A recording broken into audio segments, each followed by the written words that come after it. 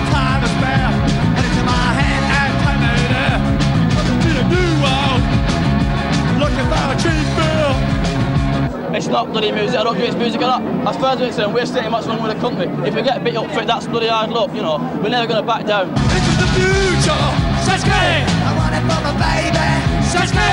Gotta be a new world. You can get up to 50 people in the street and say, have you seen a punk rock concert? And they'll say no. Yeah, they still think it's disgusting. All they've read is in the papers like the Sunny People.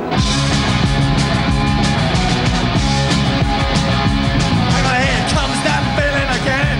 Yes, I've done your mother thing, sure inside. And if you some time to spare, put it to my hand and take me there.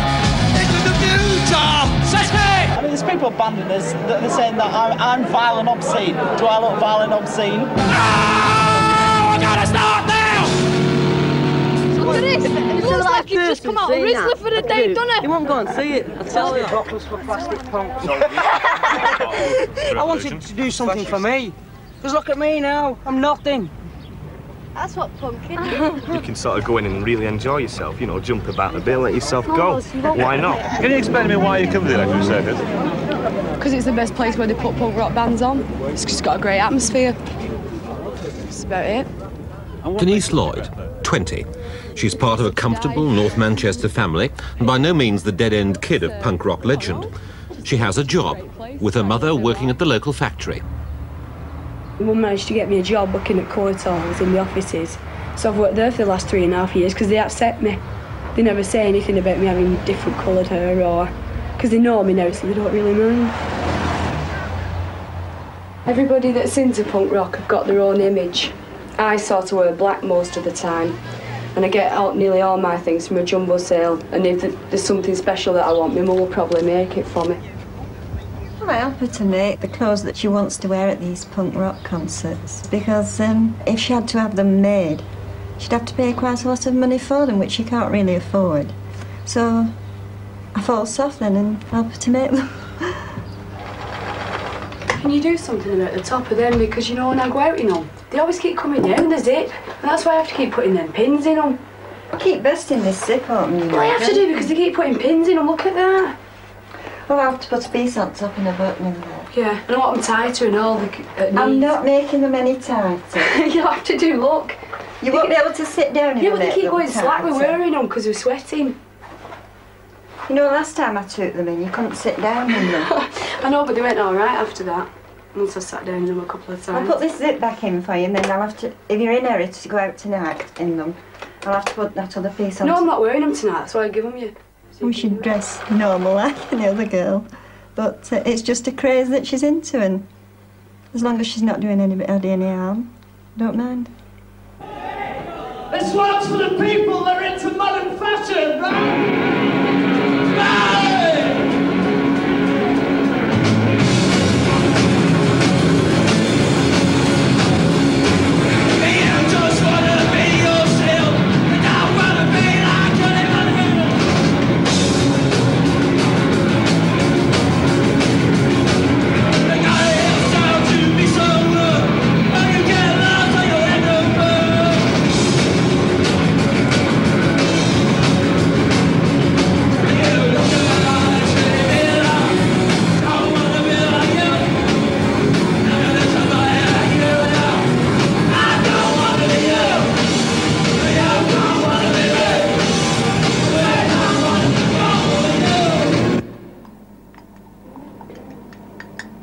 When I first went into punk rock, my hair was black. Everybody seemed to be having black hair at that moment. So I just sort of followed on and had my hair done black. But then I thought, no, why have it black? Why not have it something else? So I went and tried to have it done blonde.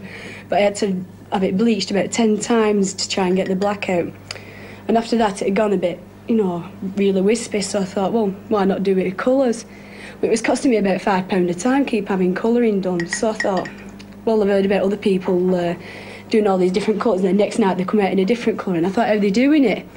So I asked one of the girls at work, and she said, oh, when we were at school, we used to do little bits of our hair with cochineal, and so I tried that. Used different colours of cochineal.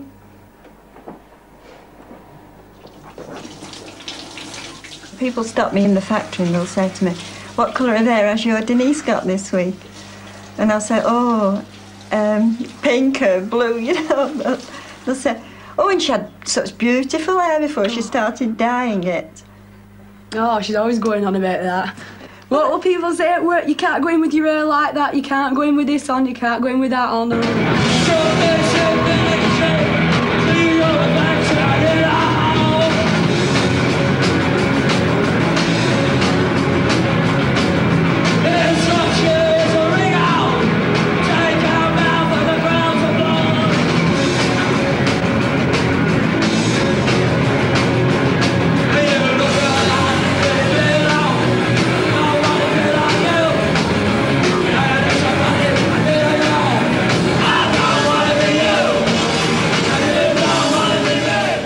Denise has never come to any harm yet, although once or twice she's told me about incidents that have happened that I worry about then, you know, things that she tells me. Yeah, but the papers have just built it up, haven't they? And the same with the violence, and they're just making something really big out of it, and it's just not.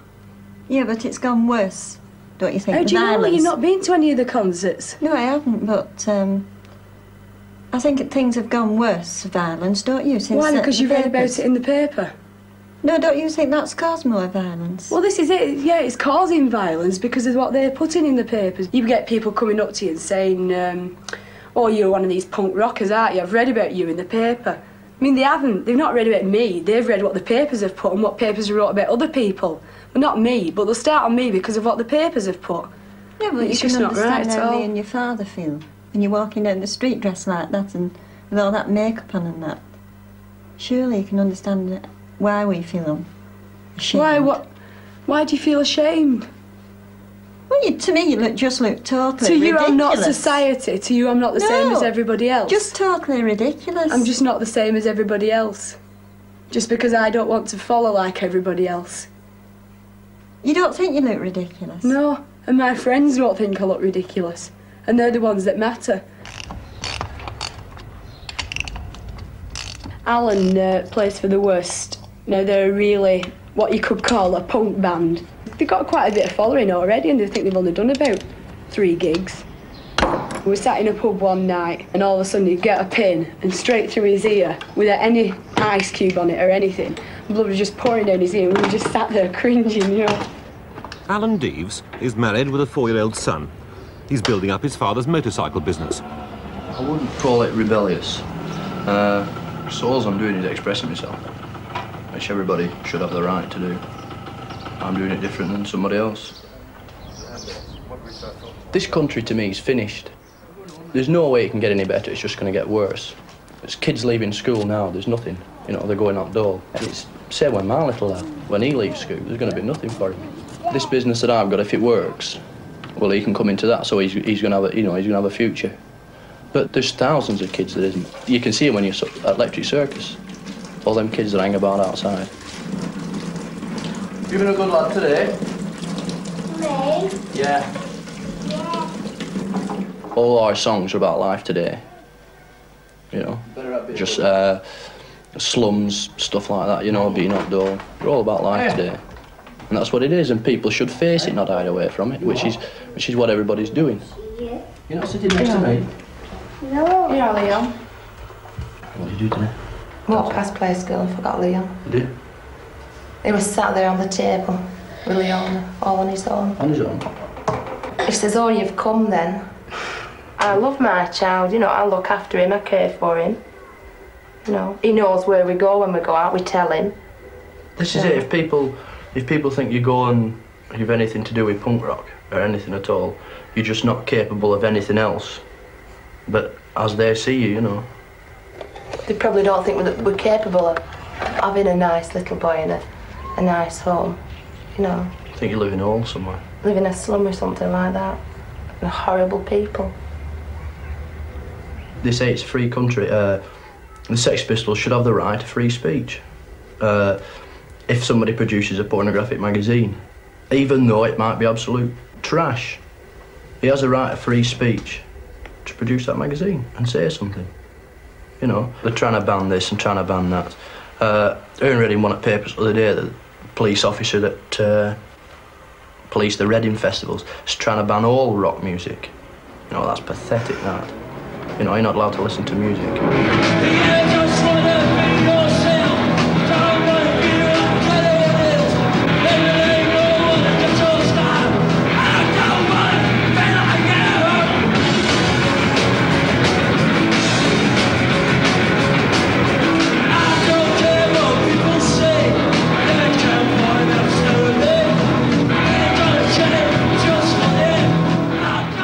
I'm not disgusting. I don't find myself disgusting. I just go out to enjoy myself, you know. And if people put that down to being disgusting, well, they know where they can go, yeah. Paul Doyle is 16, a refugee from London. Apart from his contacts with punk rock, he leads a solitary existence. A loner, just about surviving on the £19 a week he gets from the dole. The last job I did have, I got a little bit of stick, you know, because I had my hair ginger. You know, and for a half-class lad to have his hair ginger, it's a bit funny, you know.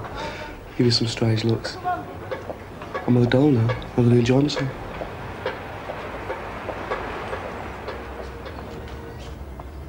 The gear, well, it's very free and open, you know. I just feel really relaxed in it. I just wear it because I like it, you know. There's no sort of reason why. I think it's great, especially for the summer anyway. A lot of ventilation's in it.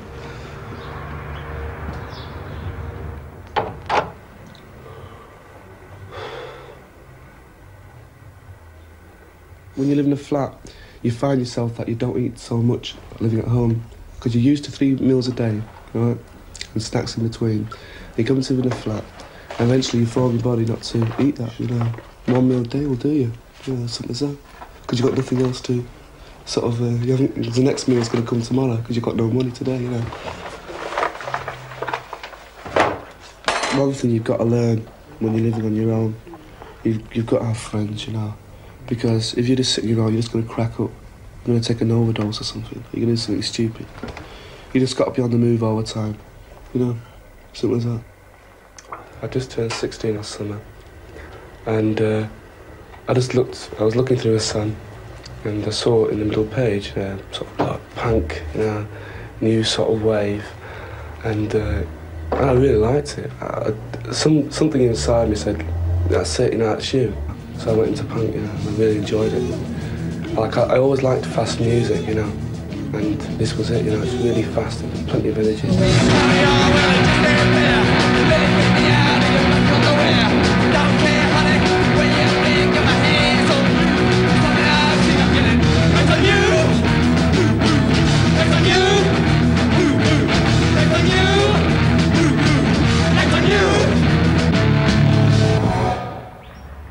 There's some really good punk magazines going on, well, they call them fanzines. There's one guy in Manchester called Steve Burke, and he started writing what I think is the only one in Manchester. There could be more. It's called Shy Talk, and he sort of builds up everything that's going on around Manchester. The first one we did was really bad. I mean, the photographs never turned out. We didn't have any idea of how to do it. We just did it. And it turned out bad, but we sold 150 copies. There's a couple of people, you know, who've said they'll finance me. You know, people like Buzzcock's manager. He said if he needed any money, he'll help me out. And I could pay him back out of what I make out of it, you see. I pick up a lot on the grapevine, interviewing bands, reviewing gigs, you know, just talking to the band afterwards and picking hints up, and, you know, it slowly works out. The magazine came about mostly through Buzzcocks and the Drones. They told me to start my own band up right from the start, which I never did because I'm tone deaf. That's a simple reason.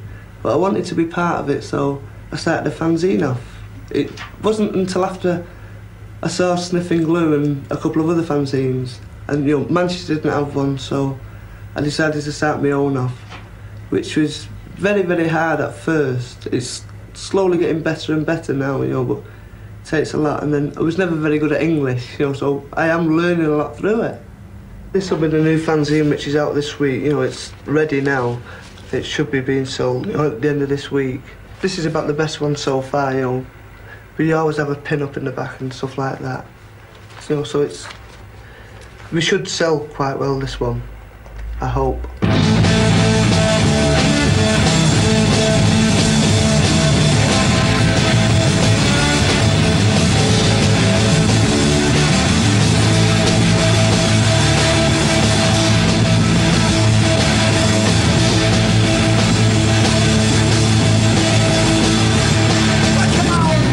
thing they ever wanted was all these kind of really mad punk rockers coming out, appearing all over the place, you know. I mean, the press are down on them, everybody's down on them, but you talk to them, they're all really nice kids, you know. It's like music's really good. It's really like a Pandora's box. The whole thing, to a certain extent, has been created out of the media, but like it's got out of hand, and the media now don't know what to do with it. They can't cope with it, and unfortunately, because they can't cope, they're screwing up a lot, and they're causing a lot of aggravation. You can't explain to anybody what punk's about unless they've actually been to a concert and seen it for themselves.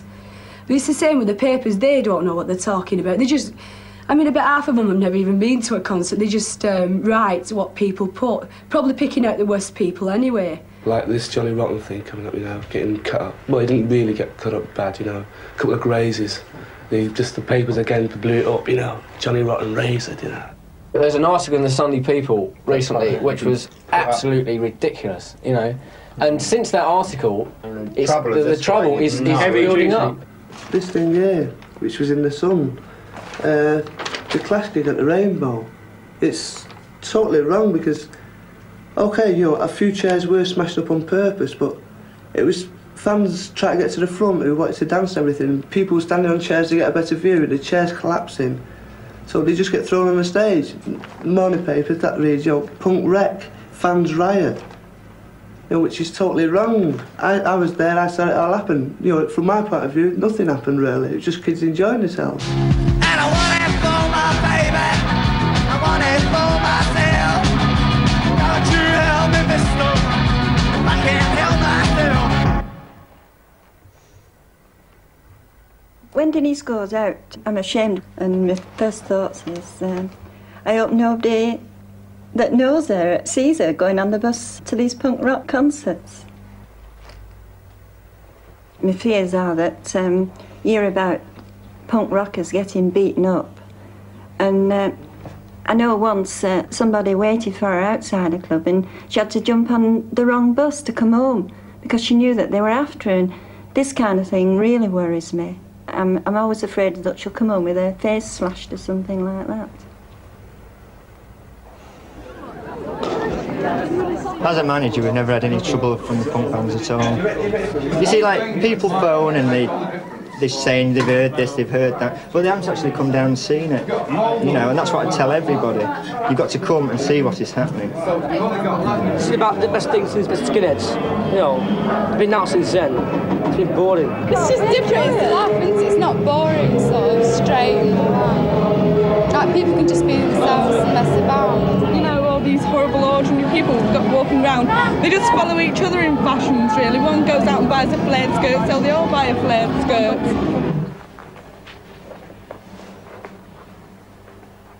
A lot of people think it's trying to wipe the system out and put something in its place. To me, it isn't. Some people around here, punk rock could be something from a seaside resort. The music's blaring away and you just jump and dance and you can do what you want, you know, you can freak out. And no one minds. And you can dress how you like as well. Like if you want to wear just a plastic bag over you or a pair of underpants and walk in, no one will mind, you know. I see it as fun, new exciting music. You've had rock and roll with the Teddy Boys, with the Mods and the Skinheads and everything, and this is just a new form. And the Sound of Pistols, it really excited me.